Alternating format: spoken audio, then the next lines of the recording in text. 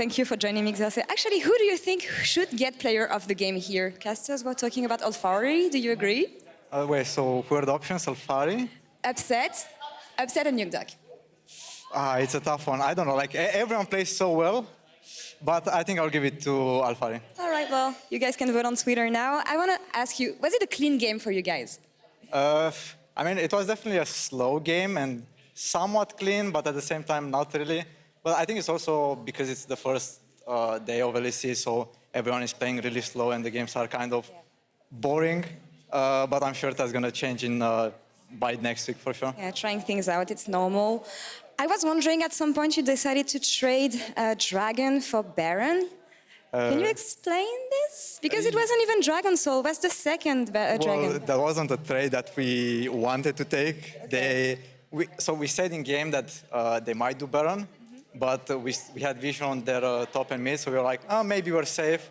And then at some point we were like, oh, we haven't seen their bot lane for a while. Okay. And then they got Baron, so we didn't want to take the trade, but it kind of happened. Mistakes were made, but you turned things around, which is fine in the end. How about you? How is this new adventure with Origin? Honestly, I'm just really excited, and obviously we are already to a great start, and I'm sure that people should have high standards of this new Origin, because we are going to do great things in 2020. You were one of the best junglers in the LEC last year. What can we expect from you this year? Anything new? Well...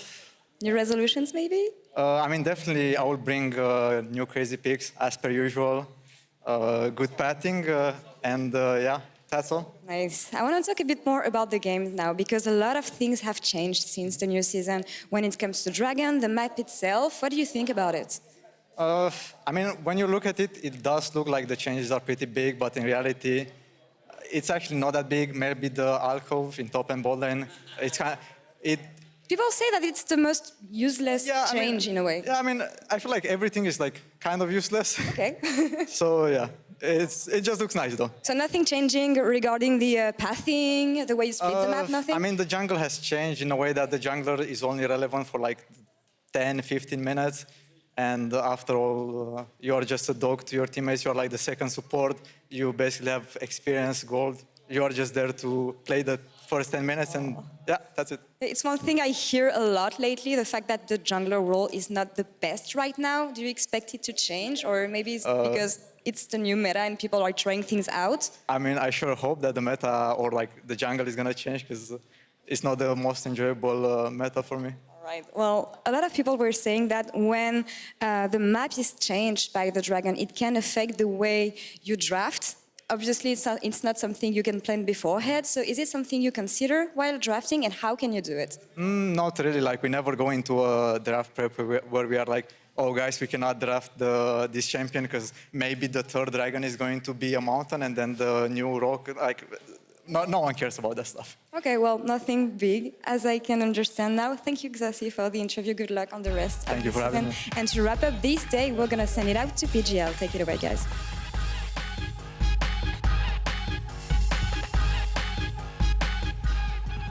Thank you very much, Laura, and welcome to the LEC post-game lobby after our first day of 2020. I'm Shax, joined by Yamato Cannon, and in just a few minutes, also the victorious upset. I love how candid Xerxes was in the interview. I love the questions from Laura because she wanted to know, and on the other hand, he just said, it doesn't really matter.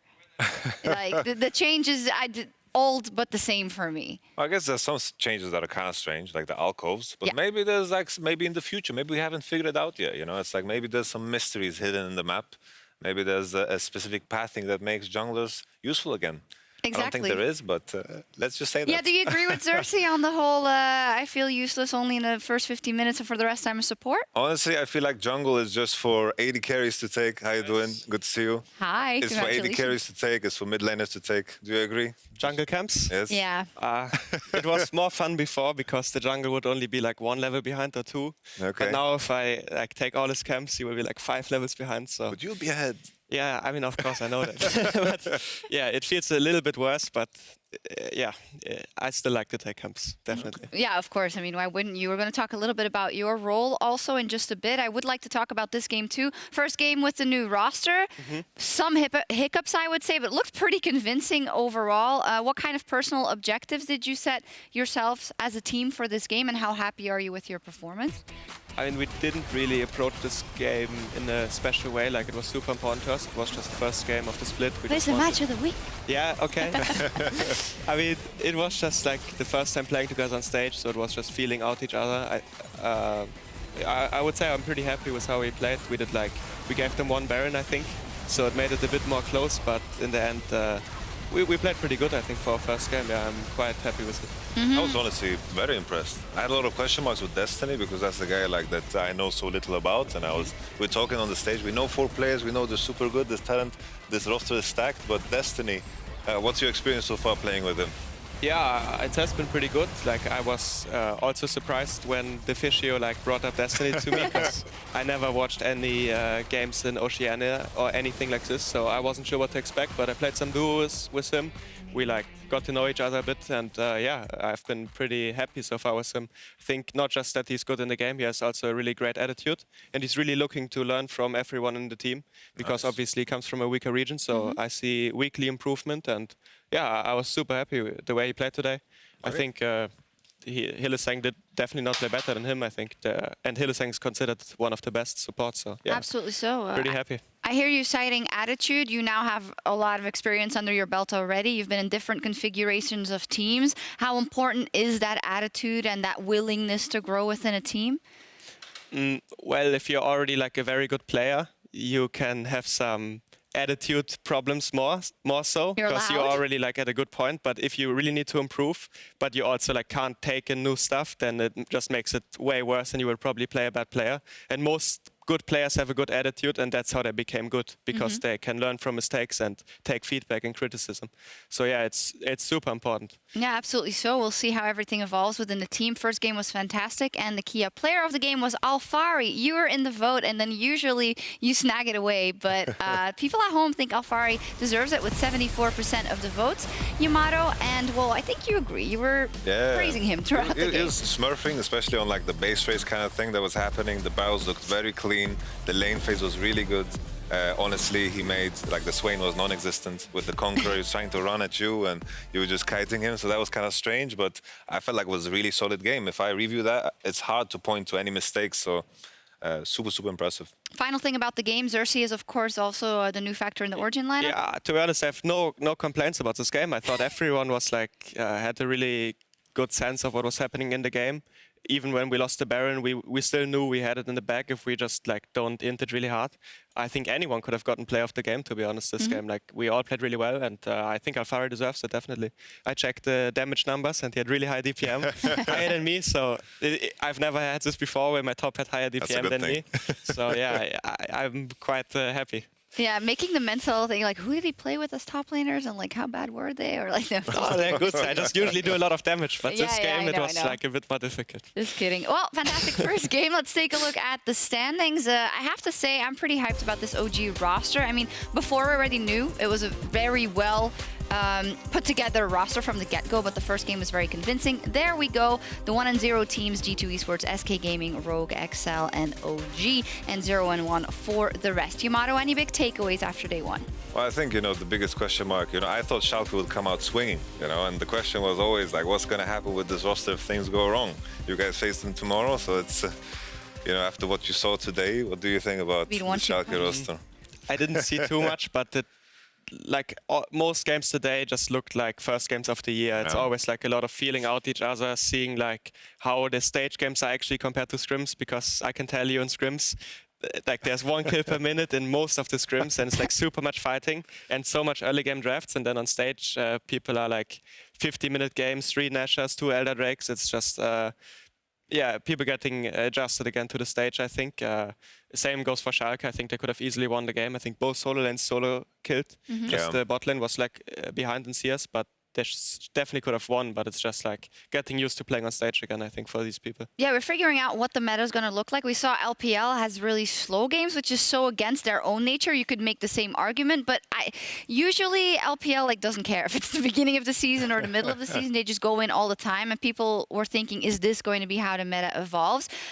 If we compare it to how we saw play most throughout 2019, which was very aggressive for the most part, where do you think we're going to land this year, Yamato? Oh, not this year, of course. The first couple of weeks of LEC? I feel like it's so dependent on the jungle. I think considering the state of jungle and how much time you have to put into farming it, I think that's why you see like a couple of ganks and then like jungle's like, I'm falling behind pressing tab, you know, like for example, Selfmade, Gragas was taking his rates and then it's like, okay, I need to catch up a bit. And I think this is what is toning everything down a bit. And at the same time, I feel like a lot of the drafts that are happening is revolving around these big mid-game team fights. And like around the Drake, around the Rift Herald, and I think everyone's kind of lining themselves up towards those moments. We heard from Xerxes that he's not happy with the jungle role. It just feels like second support. Can I gauge your feelings on the marksman so far, or the marksman this season? I think they're like AD carry always has like 3 or 4 champs that are really strong, and the rest seems to be like just way worse. So AD carry is often very like singular, I guess. You only play a few champs, and it's the same right now. It's like Aphelios, Senna, I guess, and Zyra Khan seem to be the best again, and there's not too much variance. I don't enjoy this meta too much myself. I feel like these champs, you can't show like how good you are on them compared to like a Lucian or a Kai'Sa or Ezreal. So I preferred like a different meta, but the AD carry is in a pretty good spot, I think, right now. Could you explain a bit how you can show more? Of course, you know, with Lucian, you have a lot of movement, which you can show off as well, and mechanics in that regard. But then people would say, well, Aphelios is so complicated. Like, can't you show off more of that? Can you contrast? What is showing off on a marksman? Well, when you play like Aphelios or Senna, it's way more about your positioning, I think. And when you play like Kai'Sa, Lucian or Ezreal, it's way more about like playmaking and being able to play on the limit, because you have to think like twice if you want to walk up, if you don't have a jump or a dash or anything. And also these champs are like super high ranged. You can play from a really far range. With Aphelios, like his ulti, he has some sniper weapon, his towers. And Senna also has like 9 million range, so it's like just a different thing, yeah. Yeah. That's I like the Zyra Khan. I don't need you to reveal too much. You have a match tomorrow. I like the Zyra Khan because I liked it too today. It's very, very strong. I feel like you guys predicted the Braum coming in. I liked it into the Aphelios that is very immobile. I think always in every season, all teams realize at some point in the season that Zyra Khan is really, really OP. It's always the same cycle. Yeah, it's always the same cycle. Like one of the champs gets like a bit nerfed and like, oh, maybe it's not good anymore. And then like one team starts picking it. Oh, it's still so broken. And then everyone just plays it, yeah. I think you guys are the first ones that figured it out before Fnatic. Yeah, so we broke the cycle, yeah. It took one game and they were like, no, we're going to pick Zion or Khan again. When it comes to scores, Senna today was 1-1. Aphelios 2-2. So there we go. What are you laughing at? No, it's just like meaningful stats. I know. It's day one upset. Bear with us. I'm getting a lot of info. Tell me, explain it to me. Like, why is it? No, I'm just kidding. Yeah. But you already just explained and kind of the style it brings to different teams. We're going to see how it evolves. We are surprised when it doesn't get picked because, like, Aphelios can be so strong. The same for Senna, especially. We saw that in the first game. But we'll see how it figures out. You don't need to.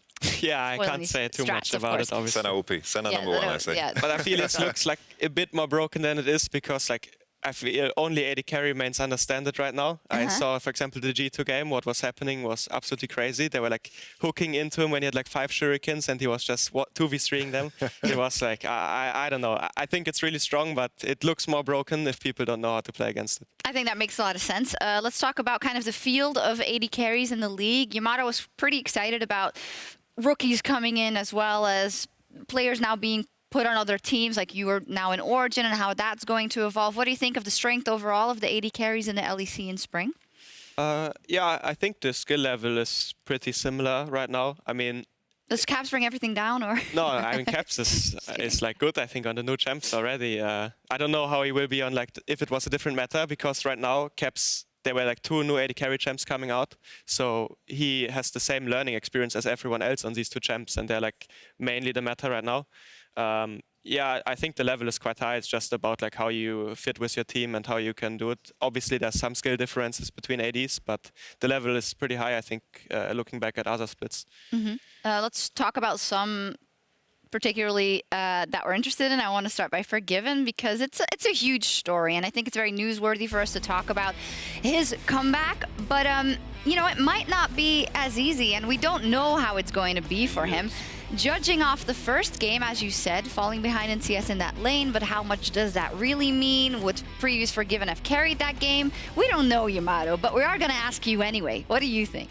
Honestly, I think it's tough to say because I think all of the things that were considered unique about Forgiven is no longer unique, you know, and I think this is the difficulty. I asked him personally, like, what do you think about the game state? And he told me ever since season 5, I don't like the game anymore because everything can one-shot me. Yeah. That's what he said. That kind of happens That's kind sometimes. of cringe to say, but I guess. Why is that cringe to say? I mean, because it doesn't really one-shot you. I mean, AD carry's in a good spot, I think. So it sounds a bit whiny, but yeah, I don't know. Maybe. I mean, also, maybe it can. I mean, also, if you're an AD carry, you're kind of used to that, right? Like, people single you out regardless. Yeah, of course. I mean, your role has like so much impact once you get like some items, and if you play well with your support, you can also impact in early game a lot.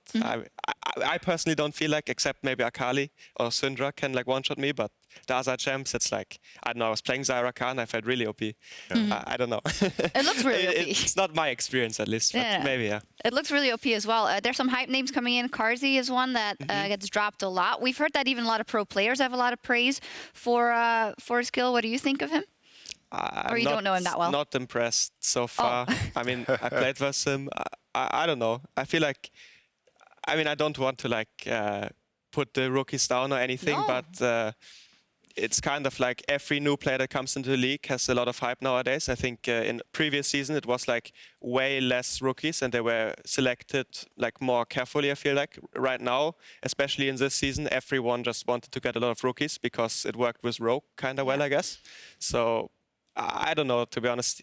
I played versus him. I haven't seen like too much yet. I'm sure he can become a good player one day, but I haven't seen it myself so far yet. No, it's fine. And we're also just looking how all these players are going to evolve. I think it's quite interesting that you say there's so many rookies now, because in Europe we also deal with this kind of, it's like a meme, but it is true that the rookies, there's a lot of good players. There's a big talent pool and there's a lot to take from. And I think a couple of years ago there was a really strong movement that was against this keep recycling players and picking up older players that, you know, maybe were over their peak or whatever.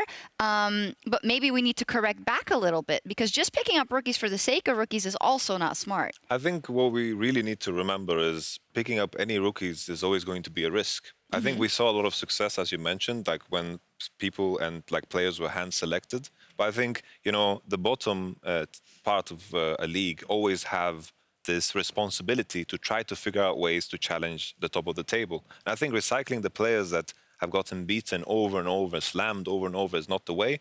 You have to take some risk. But that means that some of these rookies are just not going to look that good. Maybe they're not a part of the league maybe next year. And that's the harsh reality of it. And maybe some will step up and become better. And that's the process, right? And even today, we saw some rookies not do so well. I don't need to mention names, but it is what it is after day one. Yeah, I'm not saying they're bad or like they're worse than like washed up veterans or anything. I'm just saying like it takes time. I don't see the hype. Like people do well in regional league and they're like all considered the next caps or something. I just don't see it myself.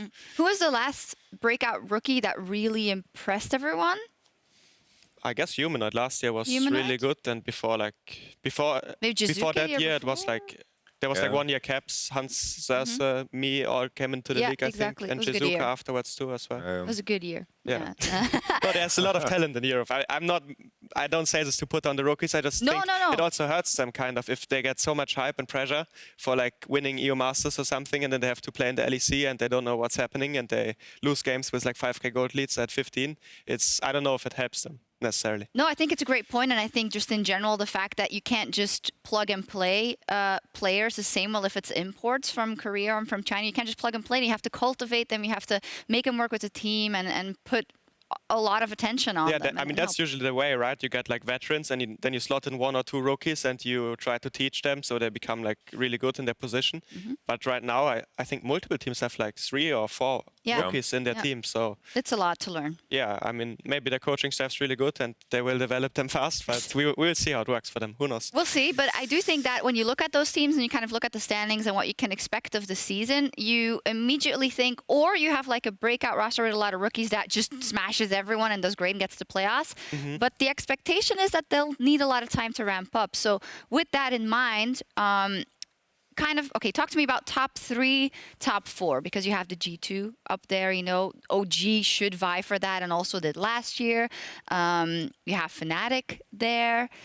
And then, what are we thinking? Rogue. Yeah, Playoff? Rogue, definitely. I think it's Rogue? G2, Fnatic, us and Rogue should be the top 4. That's how I see it right now, yeah. I think the rest just needs time. I think it's a fair point. Time. I think maybe Splice, Mad Lions. You can get be a like dark 2 horse. over the weekend and then You know, you can never see it because again. I can recollect from my career when I worked with, for example, the Vitality roster, 4 rookies, or even the Splice. That's the correct name this time. Yes. 2016, also 5 rookies. It took a lot of time. We were in relegation. Next split, we got 2nd place, and it's all about making sure you're moving towards the right direction and don't make the losses kind of bring you down.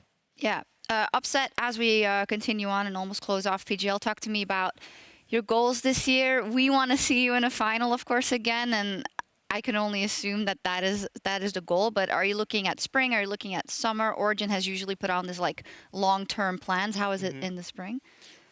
I mean, yeah, I definitely joined this team to win a championship. I don't know when it will happen. I just know eventually it will happen if we all keep putting in the work, I think. I mean, Worlds, I missed it 2 years in a row. Obviously, I feel like I deserve to be at Worlds. I will keep working hard to get there. So, yeah, I have high ambitions for this team. But it's not like if we lose 2 games now or something that I feel down about it. I think we have something special with the players we have. So yeah, I just want to keep working hard and win a final and go to Worlds. Yeah, looking forward to it. That was only day 1, as you see. We're already talking about Worlds. You know, we're just yeah. really I mean, it's a long way, right? It's a long way away. Yeah. Tomorrow, though, another 5 games. Upset and Origin looking to start the week 2-0 as they go up versus Schalke 04 and Forgiven. Come on, hype it up a little bit. Hype it up? No, I mean, it's kind of hype because it's like my old team and yeah, it's just it's the first team I joined, I guess, and it's also the team I played in for 3 years, and all my experience in esports is kind of made with them, and I grew up, I think, in this team, so it's just fun to play against them. I know all the people in the org, obviously, so yeah, it will be... So feel great to smash them. Yeah, and before Forgiven like came back out of retirement, we always had like a good relationship, I think. So I hope it doesn't get shattered tomorrow if somebody like starts all chatting or something. Oh, okay. Well, we'll have to check. Yamato, call an upset for tomorrow. Sorry? Can you call an upset for tomorrow? Oh, wait, anyways, that was very confusing. Call an upset? Yeah. Honestly, if there is one. Honestly, it's pretty one-sided, all the matches, I feel. I think Vitality with their sub, with the visa issues. I think Rogue against Excel is probably like the tightest match. Their sub played amazing, though. Huh? Their sub played amazing. Honestly, yeah, that's true. Let's pretend Milica is a shot caller or something. Yeah. That was a 50-minute painful game. I think Rogue Excel maybe is the toughest one, but I think Rogue is going to take it anyway. So upsets, no, this is the only upset that we need today. Okay. That's right. We'll see. We'll see tomorrow. That was all from us here on the first day. And up next will be LCS Academy. And right after that, you can watch our rebroadcast of the LEC. Be sure to join us tomorrow as we close out the opening week. Until then, have a great night. Thank you, Yamato. Thank you, Upset. And see you tomorrow. Howdy.